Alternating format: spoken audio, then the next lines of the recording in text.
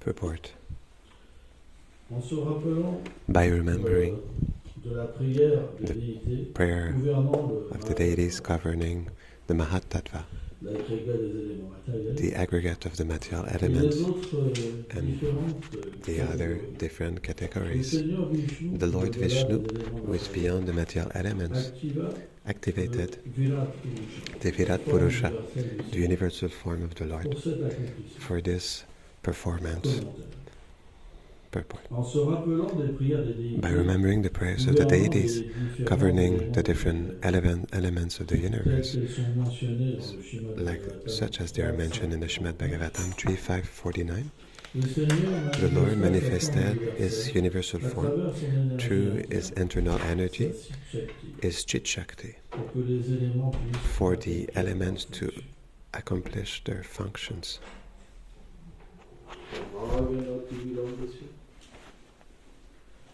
Namam jalam sharakayo shakshuru meditam jena tasme shidunave Namam Vishnu padayam Krishna pristaya mutare Shrimate bhakti vedanta swami nityanamine Namaste sarasvati devem Kauravani pracharine Nirveshesha sunyavadi Prachatya vishattarane Vanchakalpatarubhyacha Kripa sindhubhya evacha Patitanam pavanebhyo Vaishnavas namo Jai Shri Krishna Chaitanya Prabhu Nityananda Shri Advaita Gadadhara Shivasati Gaur Bhaktavinda Hare Krishna Krishna Krishna Hare Hare Hare Rama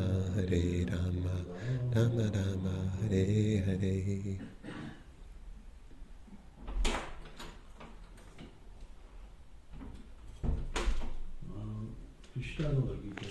Krishna in the Gita said,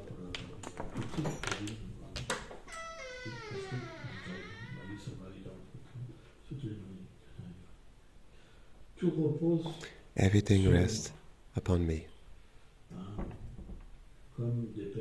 like pearls on a thread.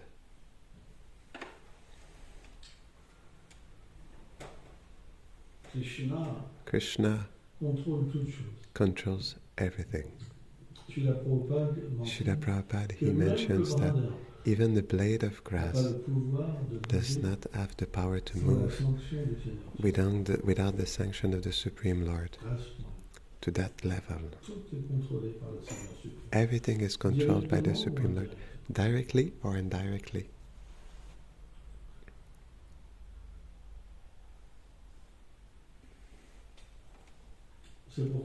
This is why the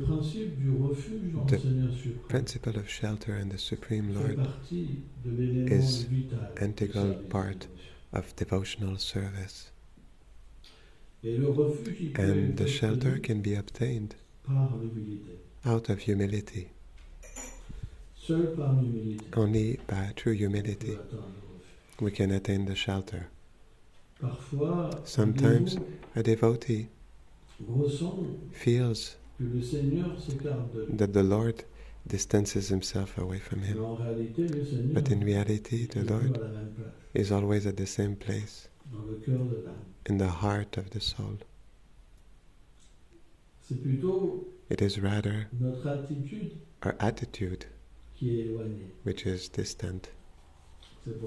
This is why when our humility is not correctly directed, then we feel that we disconnect ourselves.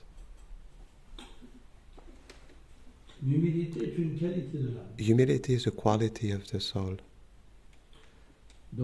So, when we become too much conditioned by ignorance and passion, then we have a form of false ego which is directed towards pride. By thinking that we are this body, we think that we are the author of the action, and we appropriate the qualities that the Lord allowed us in this life. Krishna says,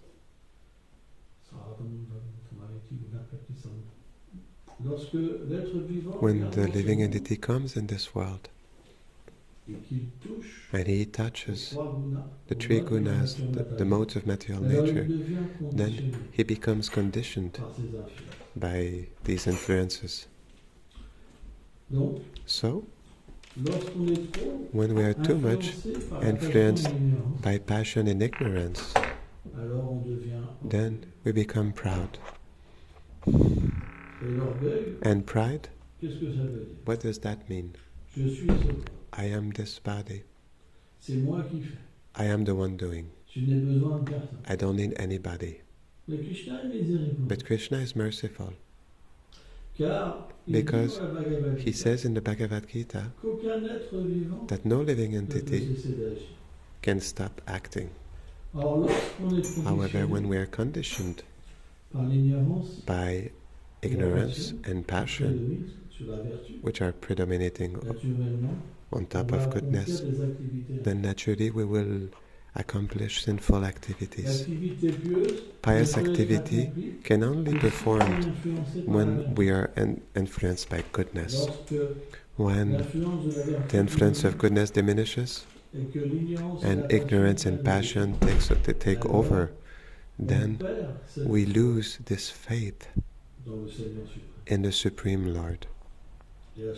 And at this point, we act independently from His commandments, and we fall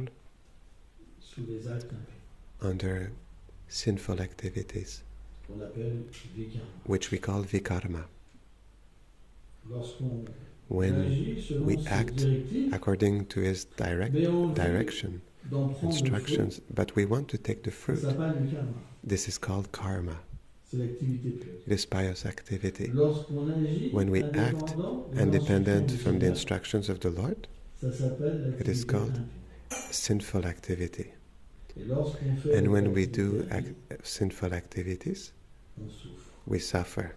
And also the result is that we delve more and more in ignorance and passion. Whereas when we follow the prescribed duties of the Vedas, then at this point we liberate ourselves more and more from ignorance and passion. Gradually, as we offer the fruits of our activities to the Supreme Lord, that means that we act to have nothing in return. Then, this activity, we call it akarma.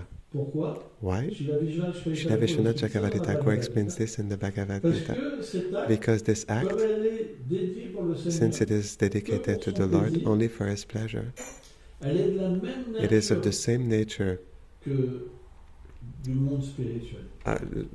the spiritual world, because in the spiritual world they act solely for the pleasure of Krishna. So, from there, this action is considered to be inaction, because it doesn't bring reactions in the material world, but it allows for the living entity to purify the activities that he has done in his previous life, and naturally to realize gradually the Supreme Lord. This is why Srila Rupa Goswami explains that through the material senses we cannot realize the Supreme Lord, His name, His form, His qualities and His pastimes. It is only when He is satisfied of the service of His devotee that He manifests Himself. So it is through action. So this is why seva, service, is the thing that is really important, and especially the service to the Guru and the Vaisnavas, because in the conditioned stage we cannot serve directly Krishna. It is not possible. Anyway, even in the transcendental world, we serve the devotees of the Supreme Lord. So, this is why in the Adi Purana, Krishna says that the one who believes to be my devotee directly is not really my devotee, but the one who is the devotee of my devotee, he is truly my devotee. So, the service must be given by a devotee for it to be authentic.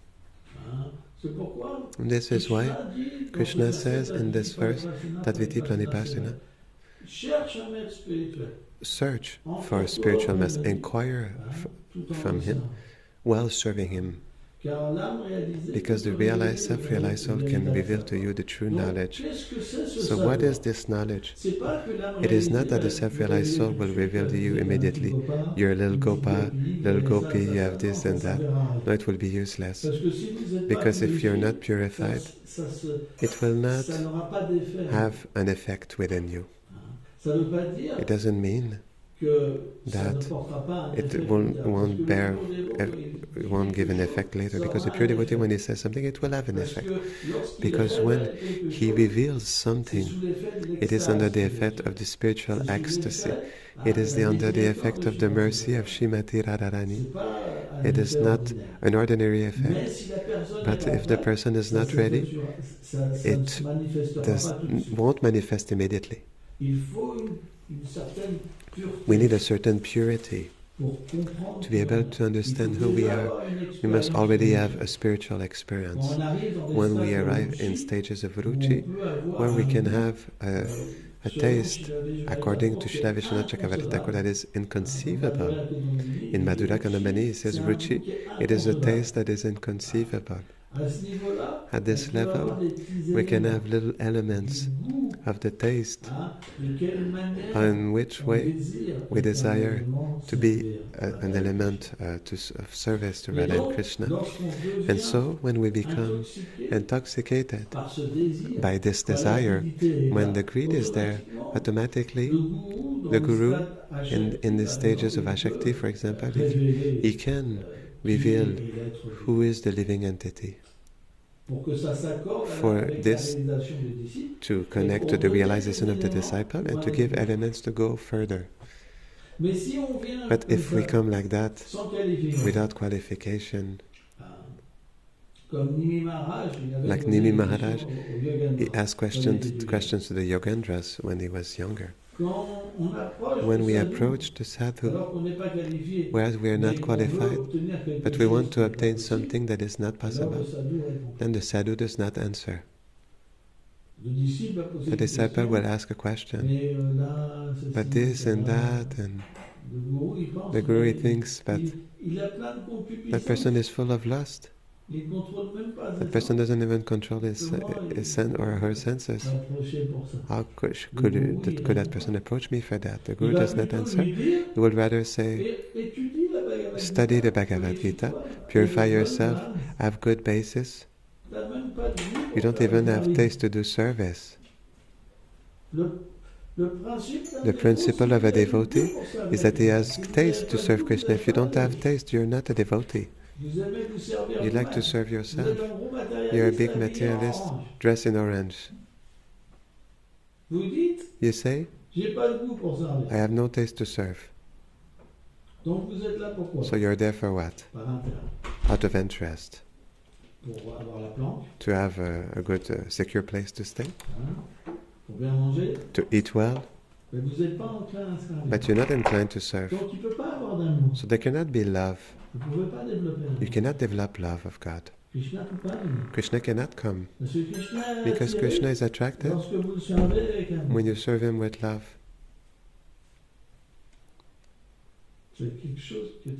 It is something that is really important.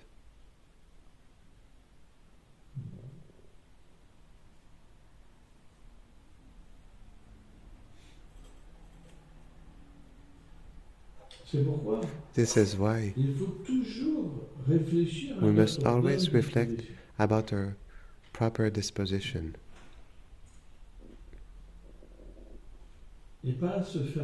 and not to be cheated by Maya. The material energy is really powerful.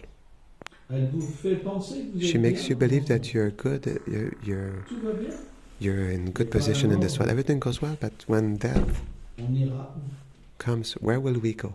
If you're not conscious of who you are, how can you go in a place?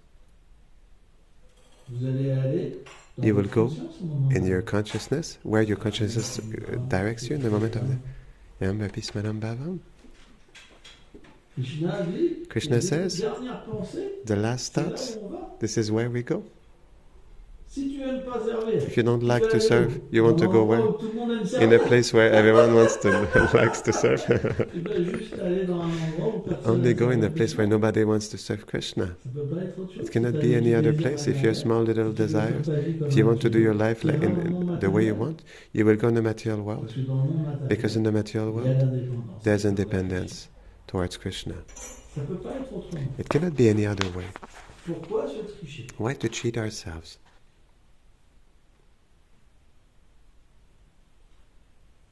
Madhya Madhikari, what does that mean? I like to serve. My life is service. I cannot be any other way. And I like to immerse myself in service. It's my life. This is the fixity in devotional service. We can see a devotee that is fixed. He engages himself. Someone who is not fixed, we have to engage him. We even have to get that person. Where is that person? Where did that person go? That person is doing this and that. No, come. There's a little something for you. Oh, but I have too much to do. Oh, it's so hard. This is the truth. Those who don't like to serve, they don't have time. But those who like service, they do 10 times more than the others. You can see that in what the devotee does in his life. It can be seen. He does service 10 times more than the others, 15 times more than the other, because it is his life. He cannot live any other way but to do service. So, the result is that one day Krishna will reveal himself. It's a question of time, but we should not offend the Vaisnavas. Because if we do a ton of service, but finally we see faults in the Guru and the Sadhu, then our service, Krishna does not accept it. And finally, we continue to suffer although we do a lot of service. So that's why we have to control our mind. It's super important. What is the use of doing millions of services if we continue to see faults? This is why we have to associate ourselves properly. But wrong association? If we associate ourselves with bad persons who criticize, we become also a critic. And then the fruit of devotional service is never obtained. We must really realize this. Make it happen that we don't have a bad association. And for example, if we live in a room, because sometimes in temples we live together, if someone criticizes, we must teach that person to stop. When we are married, it's the same thing, otherwise we take and we're destroyed. Someone who criticizes is the worst association. That person is always frustrated and is angry towards everybody, even towards the Supreme Lord.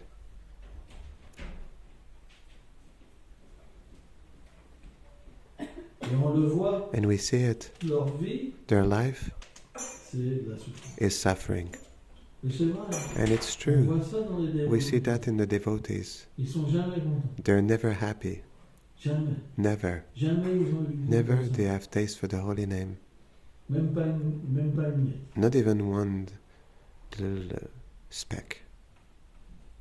But if we do the service with a good attitude, then purification comes, and realization of Krishna comes, and taste for holy name comes.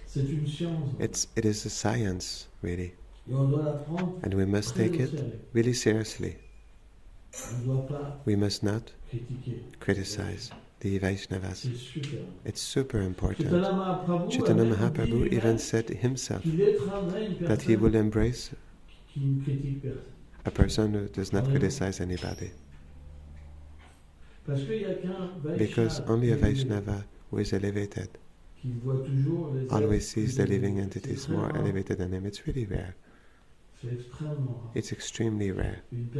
A person who will look at each person and who sees someone more elevated than him or her. It is extremely rare. Snam shared a story regarding this. I don't remember. So, we must really be careful. This pride, it is our worst enemy. And for this pride to be destroyed, we must take shelter. And the shelter, it is the spiritual master, Srila Prabhupada. Because when we take shelter of a Vaishnava, Krishna makes the arrangements for the qualities of the Vaishnava to be revealed to the disciple. If the disciple is not crooked, then we become controlled by the qualities of the spiritual master, by the love that he has for us, by his mercy. And then humility comes, and especially the service attitude. When humility comes, we want to serve all the devotees. We want to be the smallest. We feel so much love. This is the service of the Guru.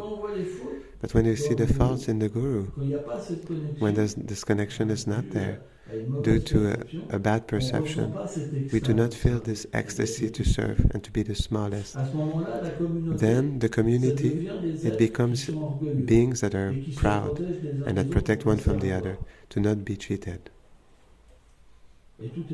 And everything is spoiled. There's an appearance of devotion, but there's no pure devotion. And each and every one and the others are cheating.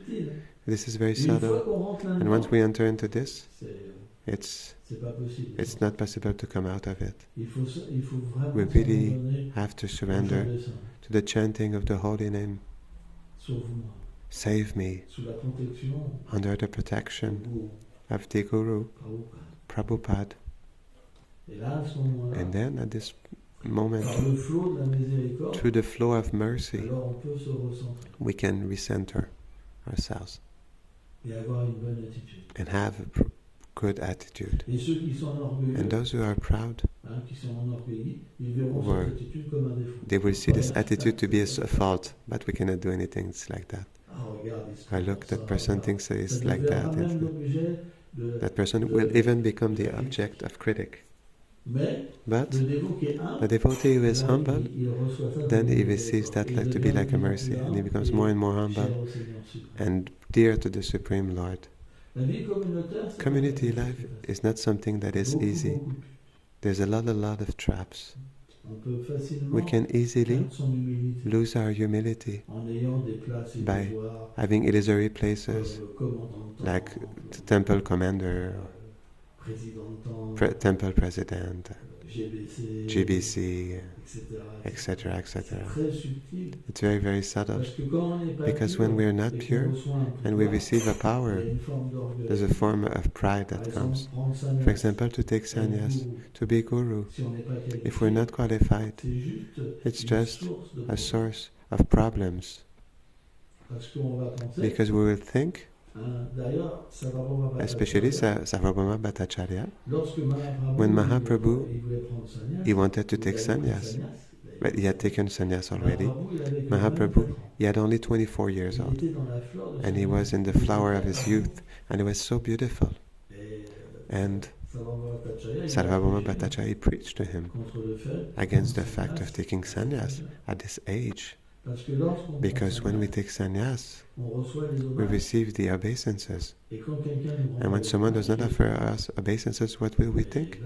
Oh, but that person did not offer me his obeisances or her. I spoke about this once with Maharaj. In fact, when the spiritual master gives us sannyas, we should not accept obeisances of our God brothers and sisters.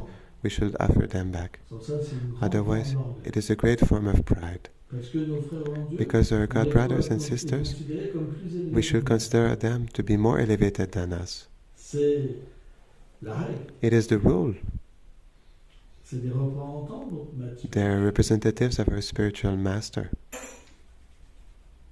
This is why the sannyasi, he takes this order to become humble, not to become pride. Sarvabhauma Bhattacharya said, it's really difficult to become humble when we take sannyas.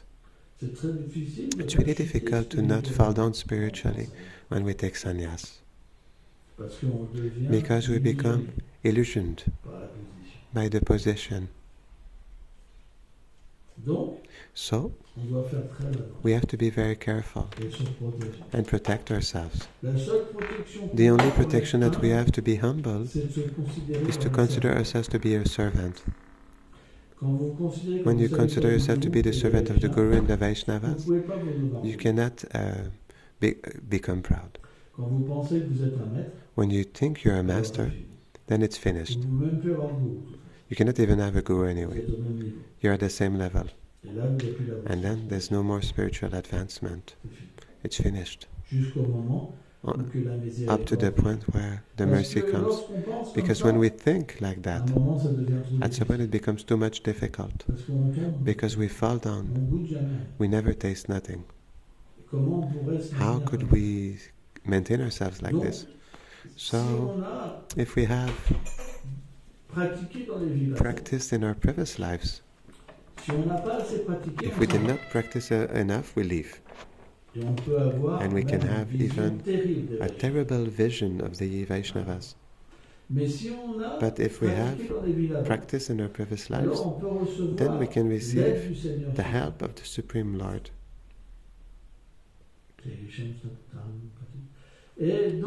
And then, through this intelligence, we can understand our situation. But even if we understand it, unless we pray, unless we take shelter in the Lord, in this intelligence, there will not be a transformation of our wrong attitude. So, we must take shelter of this intelligence, of this mercy. It is something that is really important. And then, if the tears are sincere, Krishna will help us. We won't be alone. It's really, really important. The Lord is really worried about his devotees, concerned. And even if the material energy hits the devotee due to his wrong attitude, we must understand Maya Dakshina Prakriti, that this material energy is controlled by the Lord. We call Krishna Mayapati, the husband of Maya. So when we become a devotee, Maya helps us. That's why at a certain point, Srila Vishwanath Chakravarti Thakur explains that when we attain the Madhyama stage, the obstacles are not considered to be the reactions of our previous activities, but to be just like obstacles that are put by Durga Devi, Maya Devi, to make the devotee progress, for him to detach himself or herself. from his or her material conception, from connections, relationships in this world. Because as soon as we have attachments through relationships, we put naturally the attachment to these relationships and this duty more important than our eternal duty. Srila Prabhupada explains this. And then we cannot develop bhakti.